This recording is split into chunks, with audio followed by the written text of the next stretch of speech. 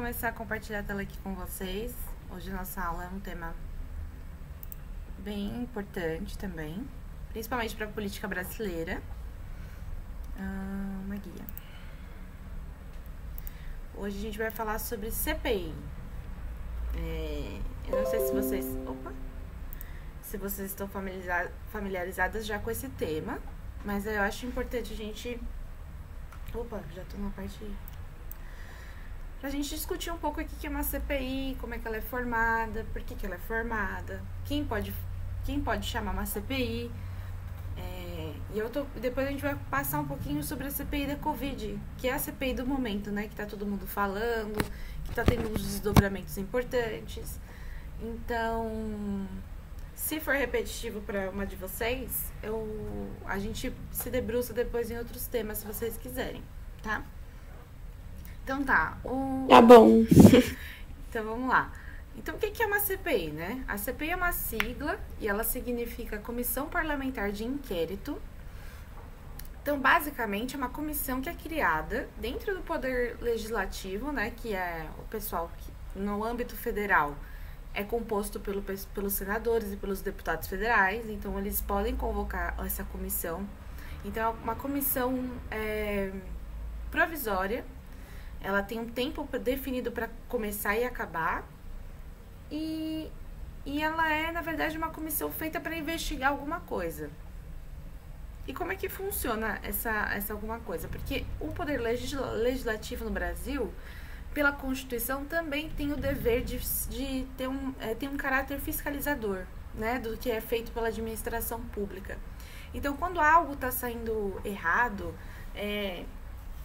há uma desconfiança de que o Poder Executivo, enfim, não está tomando certas decisões que deveria estar tomando ou está conduzindo de forma errada a administração do país, os senadores, eles têm essa função de fiscalizar, não só os senadores, tá?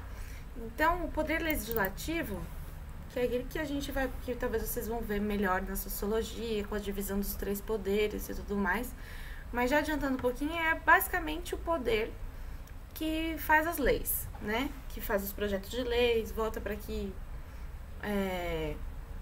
enfim, cria as leis e determina o que a gente precisa seguir, as regras e tudo mais, enquanto sociedade. E no âmbito federal, a gente tem o Poder Legislativo no Senado e na Câmara dos Deputados. Geralmente, eles são referenciados como falar lá no Congresso Nacional. Então, quando falar Congresso Nacional, eles estão se referindo ou do Senado ou da Câmara dos Deputados. No âmbito estadual, são as Assembleias Legislativas. Então, aqui em São Paulo, a gente tem a ALESP, que é a Assembleia Legislativa de São Paulo. No Rio, a gente tem a ALERJ. Então, quando a gente vota num deputado estadual, é para lá que esse pessoal vai trabalhar pelas leis do Estado. E no âmbito municipal, a gente tem as câmaras de vereadores, né? Que são também o nosso legislativo a nível municipal. Então, toda essa galera aqui pode abrir uma CPI. E para cada um desses âmbitos, existem algumas regras de funcionamento. Mas como a gente vai falar hoje da CPI a nível federal, então a CPI aqui no Senado, ela tem uma duração para acontecer, mas ela tem que acabar durante os 4 anos de mandato. Então, ela não tem um tempo assim definido. Ela precisa começar e acabar entre essa duração de 4 anos, que é o mandato dos senadores. Na Câmara dos Deputados, ela pode durar até 180 dias, se eu não me engano, de 180 dias. Então, ela dura 120, na verdade, e depois, se ela precisar aumentar mais o tempo, ela dura mais 60. E aí tem que passar por votação. Então, mas como é que faz uma abertura de CPI, né? Então, aqui no âmbito federal, a CPI ela pode ser requerida quando tem 1/3 dos senadores votando pela abertura dessa CPI. No caso aqui, como a gente tem normalmente 81 senadores, sempre temos 81 senadores, porque cada estado elege 3 senadores, então 1/3 disso são 27. Então, a gente precisa de 27 senadores solicitando um requerimento para a abertura de uma CPI sobre um determinado assunto. No caso da Câmara dos Deputados, também é 1/3, só que como temos mais deputados, eles precisam de mais assinaturas. Nesse caso, são 171 deputados que precisam assinar para a abertura de uma CPI. E também para essas investigações sobre a administração do Executivo, se o Senado e a Câmara dos Deputados têm uma necessidade de uma abertura, as duas casas percebem que precisam abrir uma CPI, eles podem fazer isso em conjunto. E aí vira uma CPMI. Esse M aqui é só para falar que ela é mista, ou seja, ela tem deputados e tem senadores compondo ela. E aí a gente precisa tanto de 27 senadores como 171 deputados para abrir, nesse caso. Depois que eles fazem esse requerimento, o presidente do Senado ou o presidente da Câmara, no caso dos deputados, analisa o pedido, se o requerimento está todo conforme o regimento interno da casa e tudo mais, eles vão lá e ele vai lá e retifica, na verdade, desculpa. E se abre o inquérito. Depois, o que é feito? Eles precisam eleger os membros que vão avaliar a CPI. Então, os membros são formados por titulares e suplentes, né? No caso, na falta, caso um senador tenha que sair, um suplente vai assumir.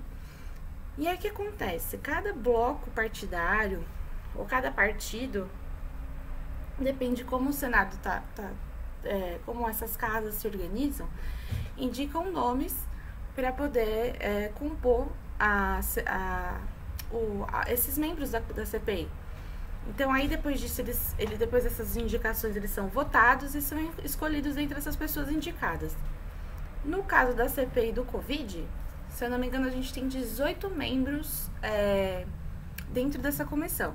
São 7 suplentes e 11 titulares. E dentre esses titulares, tem aí do presidente, o vice-presidente e o relator, que são os cargos mais importantes dentro de uma CPI. E qual que é a função, né, desses 3 cargos mais importantes? O presidente, mais ou menos, ele vai dar ordem na casa. Então, quando um senador se exaltar e querer falar em cima do outro, né, durante a fala de um outro, não sei se vocês estão acompanhando a CPI da Covid, mas isso acontece bastante. Então, quando alguém tá falando e outra pessoa corta essa pessoa, o presidente ele tem que coordenar como é conduzida essa reunião, que é uma reunião de investigação. Já o relator, ele precisa fazer o relatório, como o nome diz, né? Então ele vai tomando notas sobre o que está acontecendo durante a reunião. E por ele ser um relator, ele também tem mais tempo para fazer para fazer perguntas às testemunhas e aos investigados que eles convocam. Então, cada membro do Senado, por exemplo, tem 15 minutos para falar, se eu não me engano, para fazer suas perguntas. E só que o relator ele tem o tempo que ele quiser. Então, por exemplo, a sessão da CPI costuma acontecer das 9 da manhã às 4. Né? Às 4 acaba porque geralmente é quando começa a sessão plenária do Senado Federal, ou seja, é quando as reuniões do Senado, as pautas do Senado vão ser votadas. Então eles precisam encerrar a CPI às 4 para que todos os senadores possam ir para a plenária fazer a votação. Então a CPI ela acontece paralelamente aos trabalhos que os senadores já desempenham. Então, o relator, ele toma o tempo que ele acha necessário para conduzir a investigação, a linha de investigação que ele tá fazendo.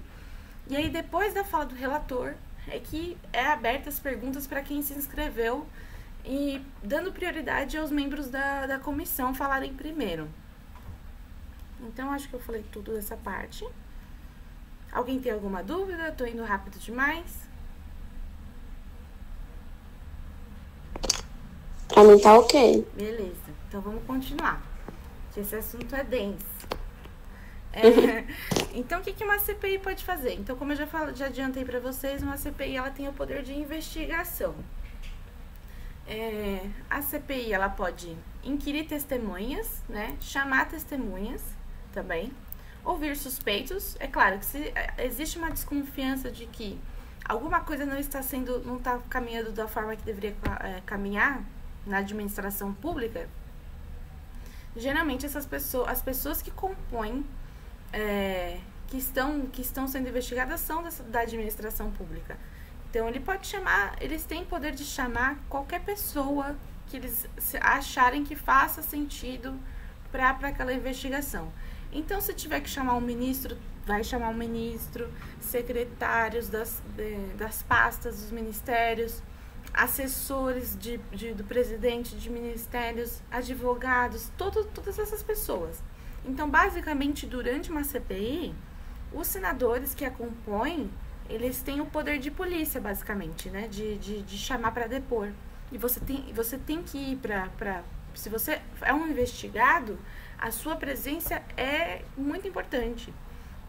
Você não pode deixar de ir a uma CPI, né? O que você pode pedir, por exemplo, um recurso que todo brasileiro tem, é o recurso de se, por exemplo, solicitar para você ter um habeas corpus, ou seja, que te permite não se incriminar. Caso alguém faça alguma pergunta que você não queira responder, por algum motivo, você tem esse direito, mas você tem que solicitá-lo antes, mas mesmo assim você não pode deixar de ir à convocação da CPI. Então, tá. Então eles vão ouvir suspeitos, e aí por que eu destaquei aqui essa questão do prender, né? Apesar de ter o poder de polícia, eles não têm o poder de polícia de fazer prisões e decretar prisões preventivas, enfim. Mas eles podem sim prender em caso de flagrante delito, ou seja, se a pessoa cometeu um delito ali e for um flagrante para todo mundo. Então, logo no começo de quando uma testemunha, um investigado entra, ele tem que fazer um juramento para casa, para o regimento interno, de que ele se compromete em dizer a verdade, não faltar não dizer nenhuma mentira, enfim, seguir o caminho correto. Caso um depoente ou uma testemunha seja pega na mentira ali e o pessoal consiga dizer, olha, ele tá mentindo, se eles quiserem, eles podem se decretar, nesse caso específico, uma prisão, né? E aí, sobre essa questão do flagrante delito.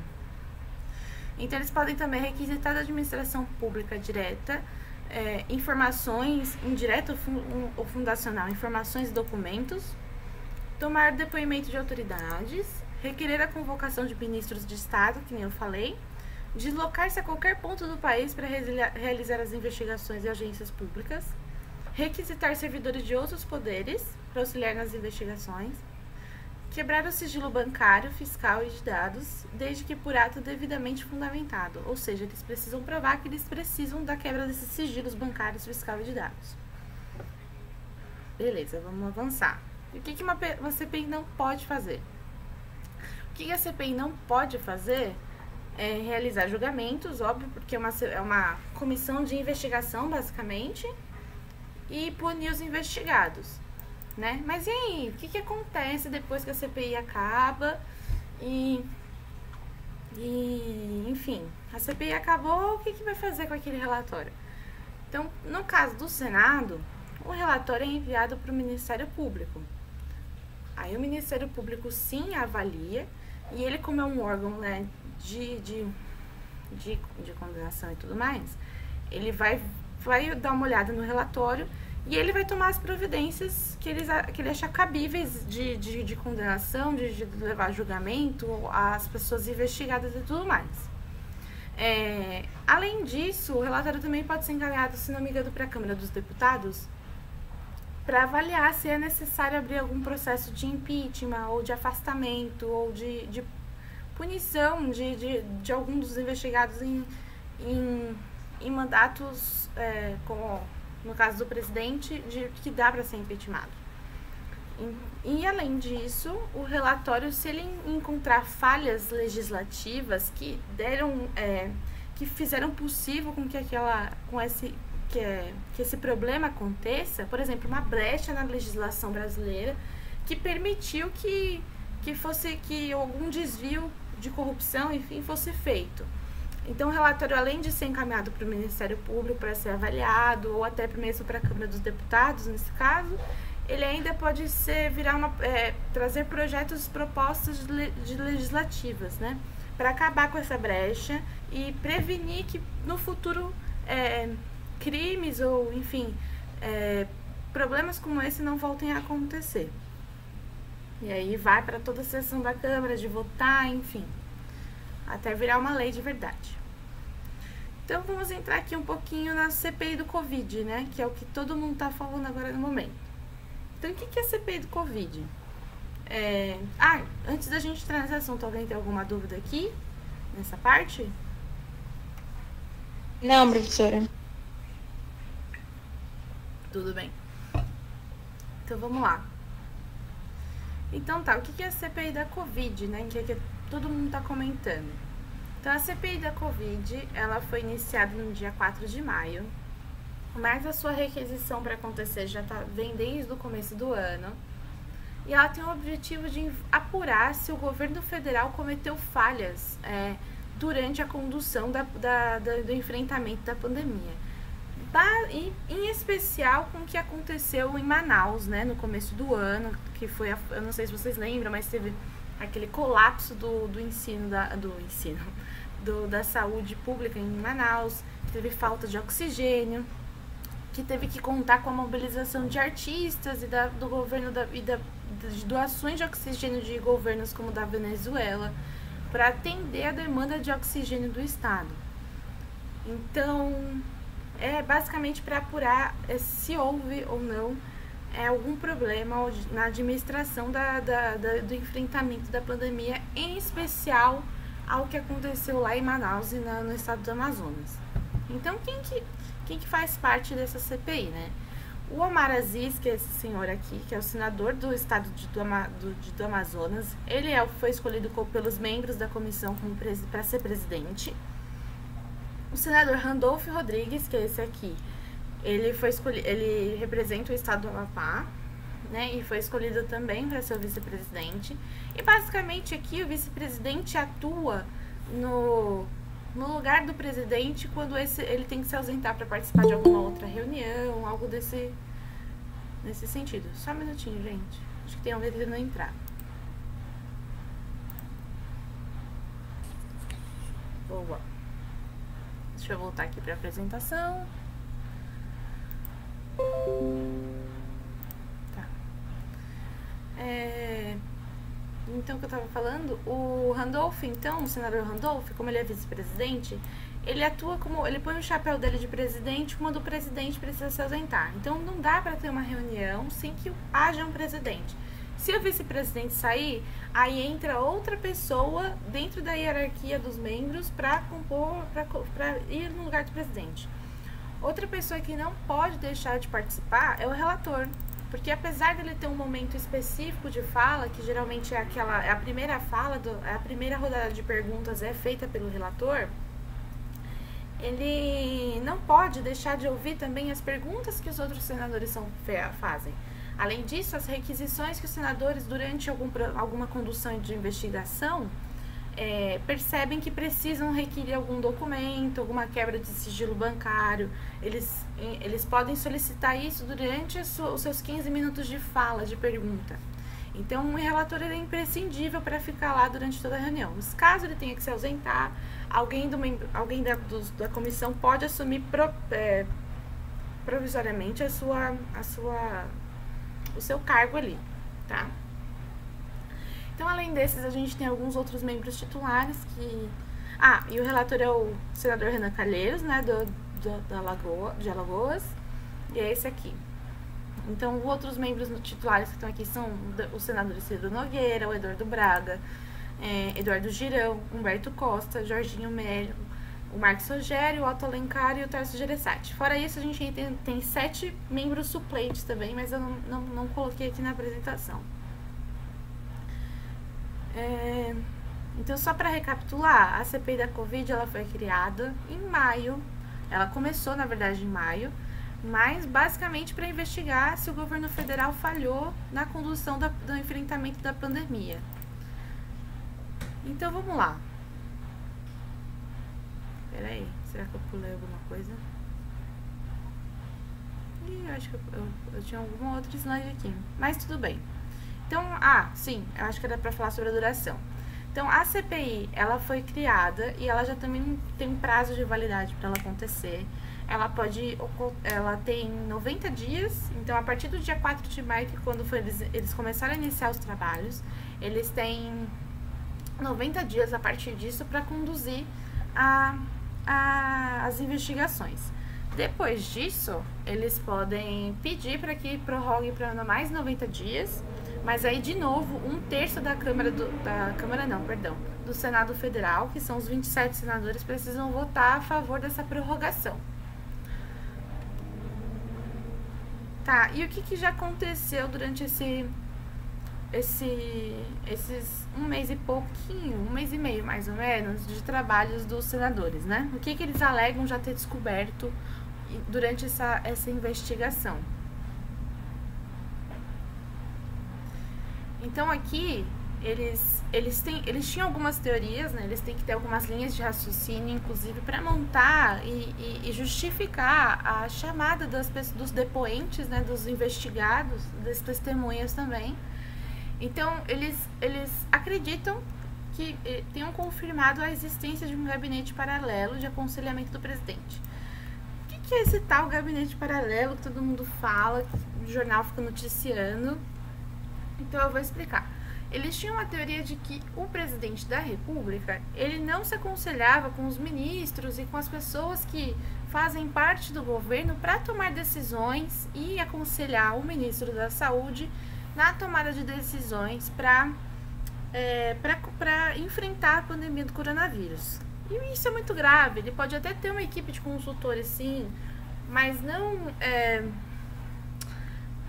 os ministérios, os ministros deveriam ter autonomia para conduzir e chamar os especialistas que eles acreditam que sejam os mais coerentes para enfrentar alguma coisa, né?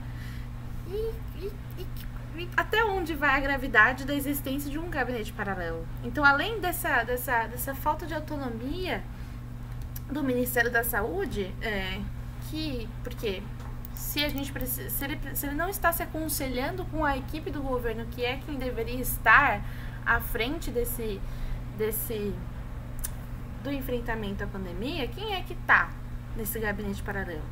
Então, eles têm aqui um vídeo que comprova uma reunião que aconteceu no dia 8 de setembro de 2020, que estava presente o presidente da República e alguns médicos defensores da cloroquina, que é, como vocês já devem saber, é um remédio que não tem eficiência comprovada no enfrentamento da pandemia do vírus, né? Nem efeito de profilaxia, né? Que é o que chama quando, por exemplo, eu não quero ficar doente, então uma medida de profilaxia que eu posso fazer para não pegar gripe, por exemplo, é manter a minha imunidade forte. Exemplo, tá? Então, tinha gente que o ano passado acreditava que tomar cloroquina te prevenia de ter corona. Isso também já se provou ineficaz. Outra questão, em pacientes graves, tratá-los com cloroquina também já não tem eficiência comprovada.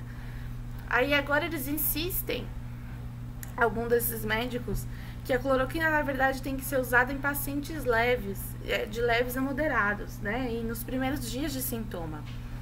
E de novo também não tem eficiência comprovada, né? Não existem testes, pesquisas que embasam esse fundamento de que a cloroquina pode ser usada em qualquer um desses momentos do corona e que vai ter algum resultado. Então quem estava nessa reunião desse gabinete paralelo? O presidente da República, médicos defensores da cloroquina, que são o deputado Osmar Terra. O que um deputado sabe? O deputado, ele tem uma função. Ele não é um ministro, ele não faz parte da composição da equipe do governo. Então já estava aqui meio que errado, né? Deputado Osmar Terra, o presidente Bolsonaro, uma oncologista, médico oncologista, eu não sei se vocês sabem, mas é uma especialização de médicos que curam câncer, né? Que fazem tratamentos, que investigam casos de câncer em seus pacientes e propõem tratamentos para isso. Então tem a médica oncologista Nishi Yamaguchi e o virologista Paolo Zanotto. E nenhuma dessas pessoas trabalha para a pasta do Ministério da Saúde. E nesse vídeo aqui, nesse vídeo dessa reunião do dia 8 de setembro do ano passado, os integrantes, eles falam sobre, eles discutem, né, com o presidente sobre tratamento precoce, eles também falam em alguns momentos ao contrário do isolamento social, e também da necessidade, assim, da vacina, que a gente sabe que hoje é a principal ferramenta para a gente combater a disseminação do vírus, também para a gente diminuir os casos graves e diminuir o número de internações de pacientes em estado grave, que consequentemente pode levar a uma intubação e depois a morte. Então, tudo errado, né? Tudo errado nessa reunião aqui em setembro. E além disso também, outro agravante para a existência desse gabinete paralelo é algo que o ex-ministro Mandetta e o ministro Taishi, que foram os dois primeiros ministros lá no começo da pandemia do ano passado, que estavam no comando do ministério, eles revelaram que eles não tinham autonomia para conduzir para tomar decisões para combater a pandemia, que eles eram forçados a seguir determinações contrárias aos seus posicionamentos de administração disso. Então, o Taishi, inclusive, falou que existia uma pressão muito grande para ele ficar falando sobre cloroquina, enfim. E então, foram essas as razões que os ministros apontaram para terem saído do Ministério da Saúde. Além disso, também foi feita algumas investigações com relação à bula da cloroquina, que uma tentativa do presidente de decretar e mudar a bula do remédio, né? A bula do remédio é aquele papelzinho que ninguém lê, né? Porque o médico geralmente já passa a maioria das informações pra gente, mas que diz lá para quem é indicado, para quais doenças aquele remédio serve.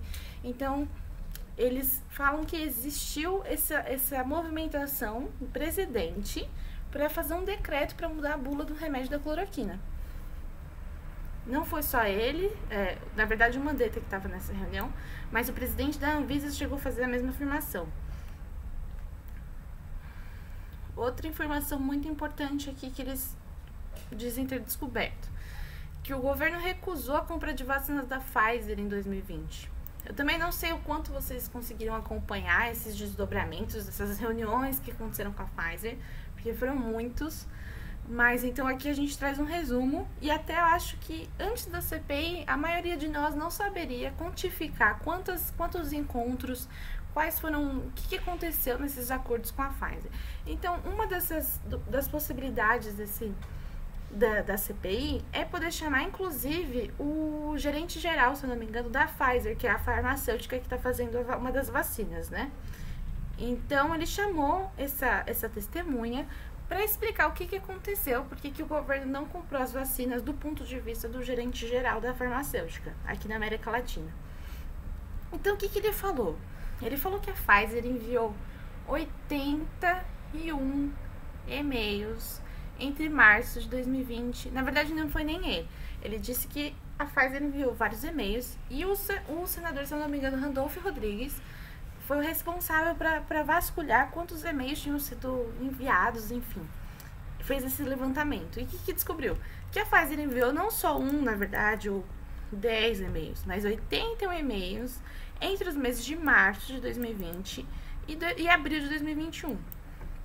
Então, ou seja, um ano de e-mails enviados e 90% deles não foram respondidos. Então, assim, não sou boa de matemática, gente, mas eita, nem vou fazer essa conta aqui, mas 90% deles não tiveram respostas do governo federal. Então, no meio de uma pandemia em que tá morrendo mais de 2.000 pessoas por dia, que a gente sabe que a vacina é a única saída que a gente ainda tem hoje para reduzir o número de mortes, para voltar com que a economia volte enfim, abrir o comércio, que a economia volte a andar,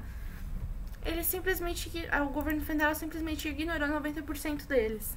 E o que o presidente da CPI constatou, né? Ele tá certo que o presidente não quer comprar vacina. não quer comprar vacina. E segundo o representante da Pfizer, o governo poderia ter recebido 100 milhões de doses do imunizante, que é a vacina, até dezembro de 2020. Ou seja, são 100 milhões de doses, né? A gente sabe que a vacina da Pfizer precisa ser tomada em 2 doses. Então, a gente poderia ter imunizado, em 2020, 50 milhões de brasileiros. 50 milhões a população, 50 milhões de brasileiros adultos, né? Com maior de 18 anos. Então, em dezembro, já era para ter 50 milhões de pessoas vacinadas. E fora isso, né? Existiam algumas preocupações que o governo diz que não fez a compra porque não estavam claros, mas que, na verdade, a Pfizer disse o contrário. Então, se a Pfizer não conseguisse entregar as vacinas dentro do prazo estipulado, no próprio contrato da empresa, ela disse que devolveria o dinheiro pago. Além disso, as vacinas seriam vendidas para aqui, para o Brasil, pela metade do preço que seria vendida nos Estados Unidos e na Europa. Então, assim, além da gente receber antes que esses países, a gente receberia cada dose pela metade do preço, e se a Pfizer não conseguisse entregar a dose, ela nos devolveria todo o dinheiro pago por aquelas doses que não foram entregues. Então, assim, não existe... Qual que é a justificativa do governo federal para não ter aceitado um acordo desse? A farmacêutica a Pfizer ainda revelou que ela queria, sim, ela tinha intenção de fazer com que o Brasil fosse uma vitrine da vacinação dela. Porque ela sabe de todo o processo, de como funciona o SUS, né? Porque aqui a gente tem um postinho de saúde com um médico, uma equipe médica, quase que em toda a cidade brasileira. Que país que tem essa organização, essa infraestrutura de saúde? Então, era muito vantajoso para a empresa mostrar como é que foi rápida a vacinação, como é que são rápidos os resultados, porque ela esperava que a gente tivesse esse empenho de vacinar os brasileiros. Além disso, não foi só com a Pfizer que o Brasil recusou a compra de vacina, mas foi também com a Coronavac, que é aquela vacina que está sendo fabricada aqui no Butantan, né? Que é aquela vacina que todo mundo chama de vacina chinesa, enfim. Com relação à vacina chinesa, com relação à Coronavac, o presidente do Butantan, o diretor do Butantan, o Dimas Covas, ele foi lá também fazer depor, né? Para explicar sobre os acordos.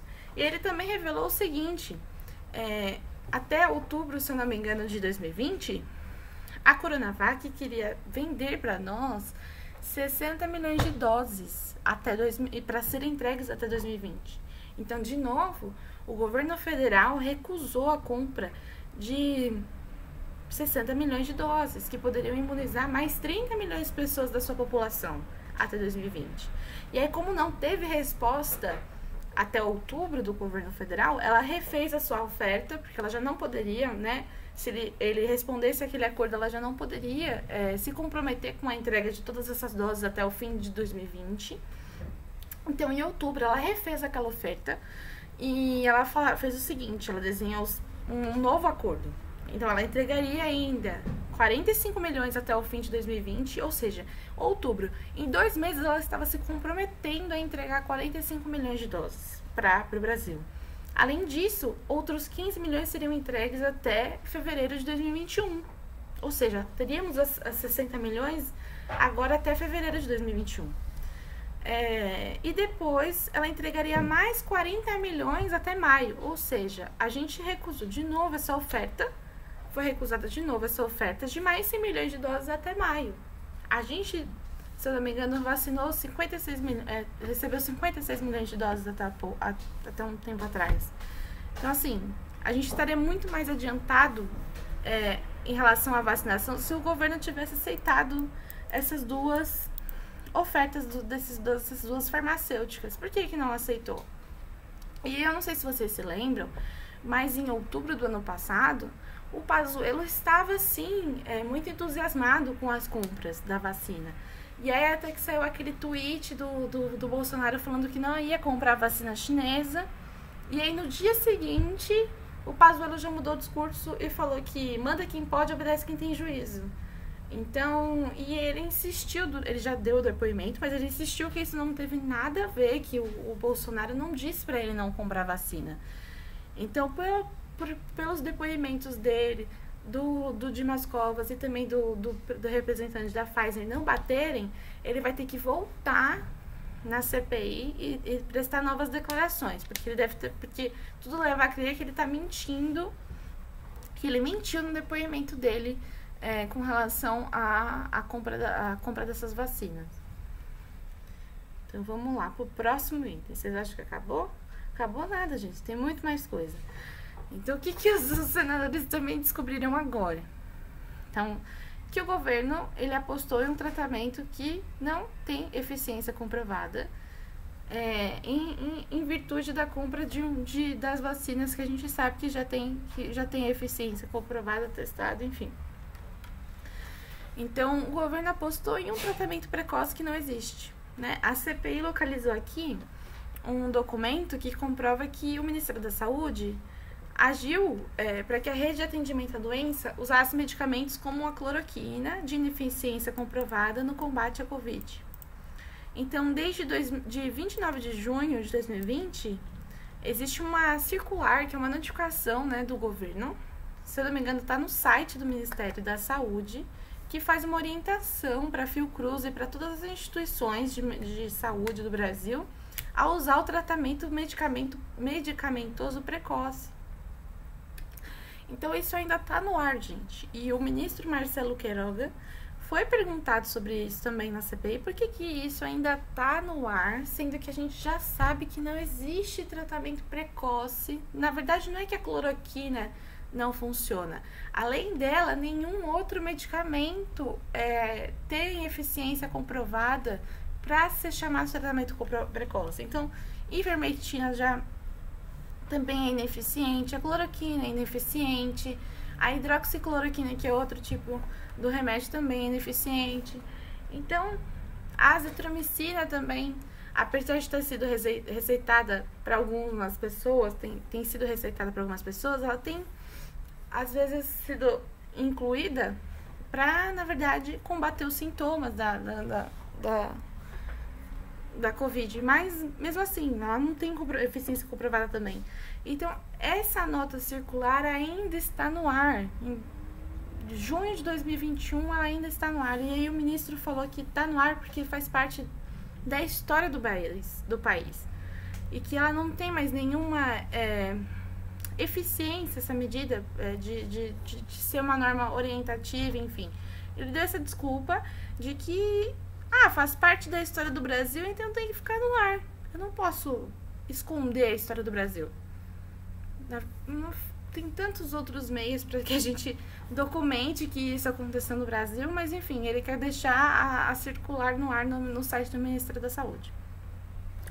Além disso, além dessa nota circular, tem também sobre outra polêmica atrás desse tratamento precoce, é a questão do aplicativo Tratkov. Esse aplicativo ele não chegou a ser amplamente usado, mas ele chegou a ser colocado no governo, se eu não me engano, ele foi demonstrado, feita uma demonstração dele para uso em Amazonas, lá durante aquele tempo do surto lá em Amazonas. Mas por quê? Esse aplicativo, era como se fosse uma calculadora que eles estavam falando, né? Então, você falava lá um paciente, a idade dele, o peso, essas informações mais gerais, e ele fazia um cálculo de qual era a receita e qual que possivelmente a doença que essa pessoa tinha. E aí a imprensa descobriu sobre esse aplicativo, sobre o uso desse aplicativo, e fez algumas simulações, inventou alguns casos, né? Por exemplo, inventou algumas pessoas que tinham doenças e todas elas falavam que aquilo era Covid e que tinha que ser tratado com cloroquina e com azitromicina e com ivermectina. Então, teve situações, por exemplo, que eles fizeram simulações com bebês recém-nascidos, com quadros de outras doenças já conhecidas e já tratáveis. E que o diagnóstico dado pelo aplicativo, que deveria ajudar os médicos no combate do coronavírus, é medicar um recém-nascido, por exemplo, com cloroquina, ivermectina e azitromicina. Sendo que eram simulações de doenças que já são combatidas com outros médicos e não são corona. E aí, na verdade, eles deram uma desculpa, falaram que esse aplicativo não foi pro ar, mas na verdade ele foi sim, ele foi divulgado pro governo do estado do Amazonas para ser usado. Que na verdade ele foi hackeado, mas na verdade ele não foi hackeado. O que aconteceu foi exatamente isso. A imprensa divulgou sobre o aplicativo. E também, além disso, né, parece que não tinha como piorar, mas dá. Há também provas de que o governo federal turbinou, ou seja, aumentou a produção da fabricação do medicamento de coronavírus, medicação de cloroquina nos laboratórios das Forças Armadas, né? As Forças Armadas, elas têm alguns laboratórios para ajudar na produção de medicamentos para doenças endêmicas. A cloroquina ela é usada para o tratamento da malária, né? Que é aquela doença que ataca o coração e tudo mais. Muito comum na região norte do Brasil, né? Por conta do clima. Então, as Forças Armadas produzem já esse remédio com alguma frequência, mas parece que o ano passado ela foi feita em números absurdos, assim, muito maiores do que a necessidade real. Então, para que foi produzida tanta cloroquina nos laboratórios das Forças Armadas? E outra coisa, parece que até inclusive faltou esse remédio para muitas pessoas que precisaram dele para esses tratamentos que realmente usam a cloroquina. Então, além dessa superprodução, faltou remédio para quem precisava, justamente da cloroquina. Então, qual que é o motivo, qual que é a justificativa do governo federal para a produção exacerbada desse medicamento? Se não chegou em quem precisava chegar.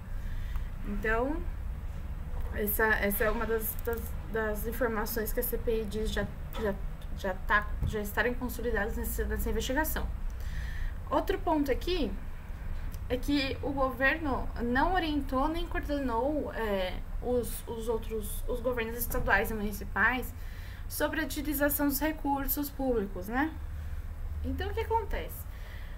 Lá no começo da pandemia, o Bolsonaro disse que não queria fechar fronteira. Eu não sei se vocês vão lembrar, mas ele não queria fazer isolamento social. Até hoje ele fala contra, né, o lockdown e tudo mais. Então, por isso, e como tinham muitos municípios, muitos estados querendo aderir, e o governo federal falou, não vai fechar, o STF tinha feito enfim, tinha dito que o governo federal não poderia decretar normas, enfim, falar o que municípios e estados... ele não poderia impedir que municípios e estados implementassem o isolamento social, o lockdown nas suas regiões. E foi isso a determinação do STF, que cada um desses municípios saberia como conduzir a implementação do lockdown nessas cidades e nesses estados. Aí o Bolsonaro, né, o presidente Bolsonaro, o governo federal, disse que o STF, na verdade, proibiu o governo federal de coordenar o combate à pandemia. Só que isso foi desmentido várias vezes pelo STF, enfim.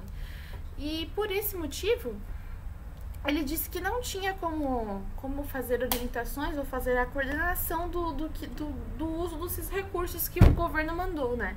Dinheiro, enfim, verba para kit de intubação, respiradores, montagem de hospitais de campanha.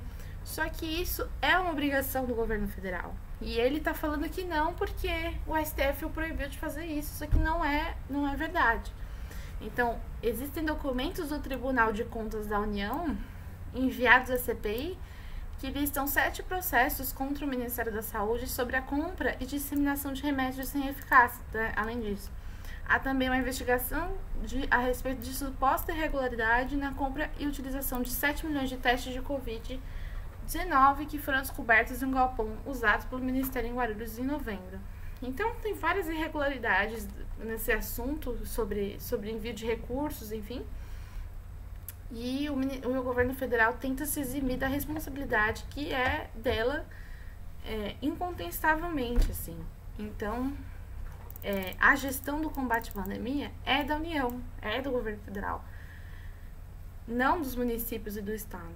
Então, faltou essa organização nacional para esse combate da pandemia e do envio e da distribuição logística dos recursos.